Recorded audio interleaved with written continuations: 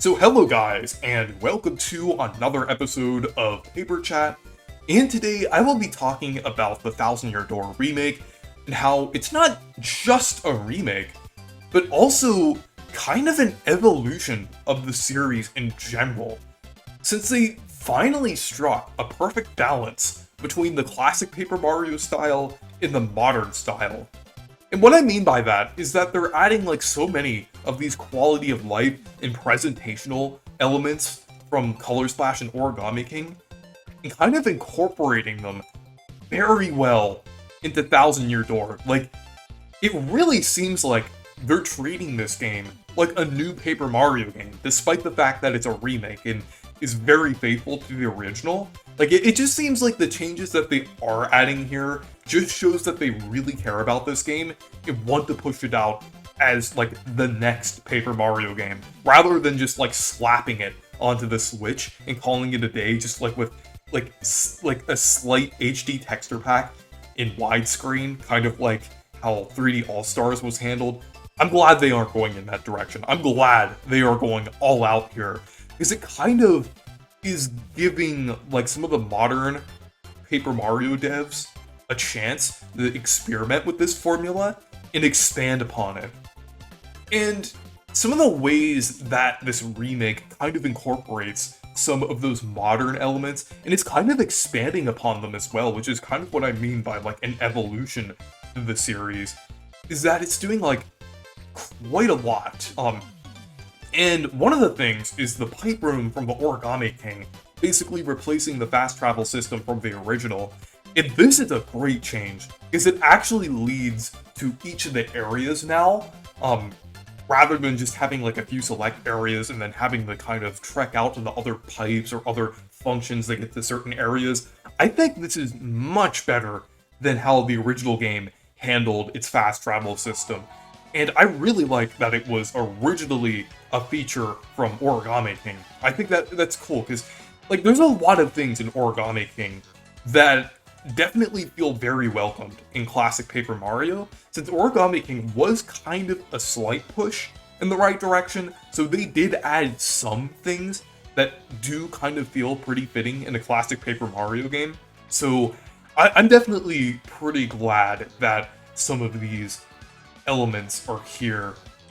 And another little thing is the Battle Master, which functions pretty similarly to the Action Command Dojo and Battle Lab from Color Splash and Origami King respectively. And this is definitely an evolution of a feature that was in the modern games, since the Battle Lab was kind of a simple kind of showcase of how you could do action commands and moves. It did have the thing where you could replay bosses, but the actual tutorial element of it was kind of limited, I would say. There wasn't too much involved there.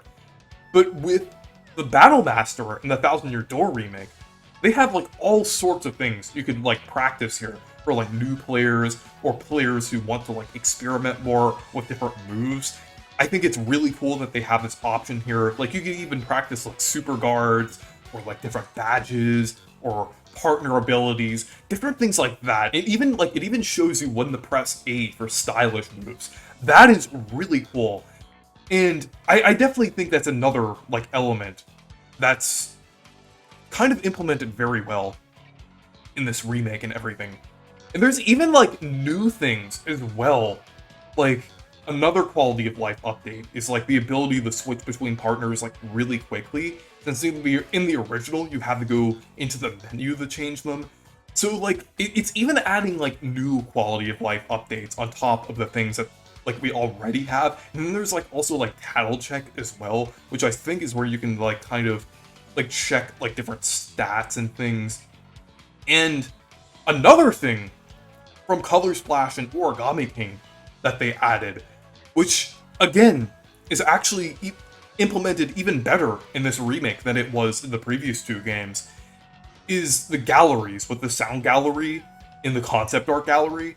Now, instead of going into the museum, you could actually access them from the journal in the menu, which I think is a great change. I did like the museum in either of those games that I previously mentioned, but I think it's great that you could actually access them at any time now. And you can check like how many like shine sprites or star pieces that you need to unlock like a certain piece of concept art. I think that's really cool, and I really want to see that implemented in future Paper Mario games, like the fact that you can actually access it from menus and everything. And yeah, on top of like all of these quality of life changes, they also seem to be adding like a lot of presentational elements from the modern games as well, which I really appreciate. Like since we got the preview footage in also like the overview trailer and everything, like the music seems to be doing kind of a similar thing that it did in Origami King, where each of the areas have a different battle theme.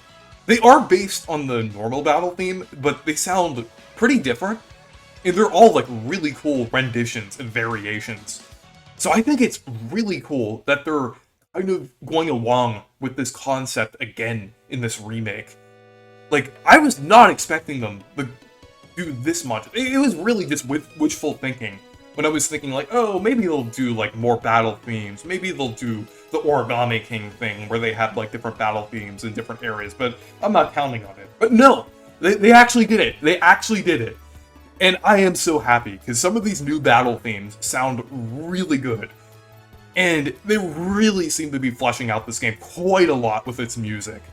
Like, you could hear in, like, Rogueport, it sounds, like, fully orchestrated. I mean, some people are saying they're going a bit too hard on it, but I think it sounds good. I think it sounds pretty good. I'd rather them make it sound, like, very, like, epic and bombastic, rather than sound, like, kind of weird or kind of, like, disappointing, I guess. Because, I mean, in some remakes, some of this, like, I'm thinking, like, Bowser's Inside Story remake specifically, while some of the songs in that remake sounded good, others kind of missed the mark a little bit, I would say.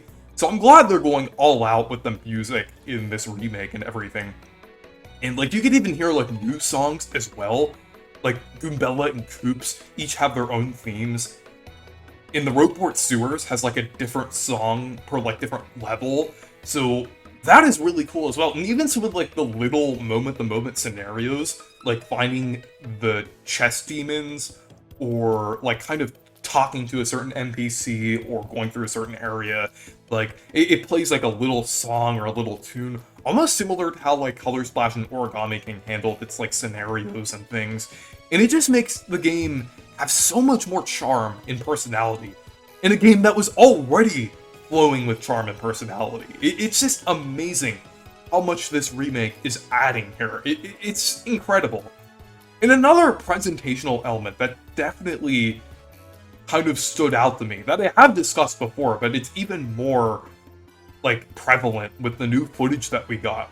And that's, like, both the art style and the animation and expressions. Like, they all look amazing. Like, we saw, like, that funny, like, expression that Frankly made on the trailer, and then, like, in battle, like, when you get hit by, like, a stage hazard or an object, you could see, like, the enemies laughing.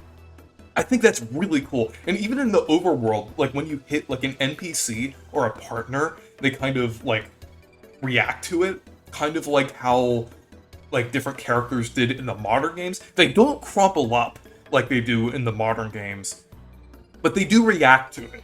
I think they don't crumple up because of, like, the sprite style. I mean, I'm not sure if they did crumple up or not in Sticker Star, because Sticker Star did have a similar, like, sprite/model style, but I guess it does make a little more sense, kind of looking at, like, how Thousand Year Door is, like, portraying it, is rather than being, like, a fully paper kind of oriented game, it's like a Mario adventure where Mario happens to look like paper. I think that's really kind of more of what they're going for in this remake. Yes, they are going all out with, like, the papery visuals and things, but they aren't leaning too heavily into, like, the overly papery elements where, like, all of the characters are, like, aware of the fact that they're made of paper. I mean, I appreciate that they aren't going that far, because I do like how it's kind of balancing between the style of the older games, where it didn't really lean into the paper elements too much, in the modern games, where it's, like, it kind of looks papery and everything, and it has that like whole style to it. So I appreciate what they're doing here. But yeah, I just feel like all these elements, the fact that the modern Paper Mario team is willing to remake this game fully, like likely in the modern Paper Mario engine, it really feels like they're kind of it's really showing their full potential here in terms of like the modern Paper Mario devs, like with the artists and the writers and everything. It really seems like they're going all out here and they're able to kind of work with a game that isn't heavily restricted. So I feel like this remake is definitely kind of a look at what the modern Paper Mario devs are capable of. Because they're definitely very talented and can do quite a lot with these games. They were just held back in the modern 3 games. It seemed like they wanted to do more with those games, especially in Origami King, but they just weren't able to because of like these weird restrictions and everything. But now they're actually able to go all out, and I am so happy now. I'm like I really feel like this remake is kind of like a look at the future of the series and everything. Like, kind of bringing back that classic Paper Mario style, while also incorporating many of the things, like many of the welcome features that the modern games had. But yeah, anyways, thank you guys for watching this video. Make sure to leave a like and subscribe for more, and make sure to check out my Discord server and Twitter if you want to. Goodbye.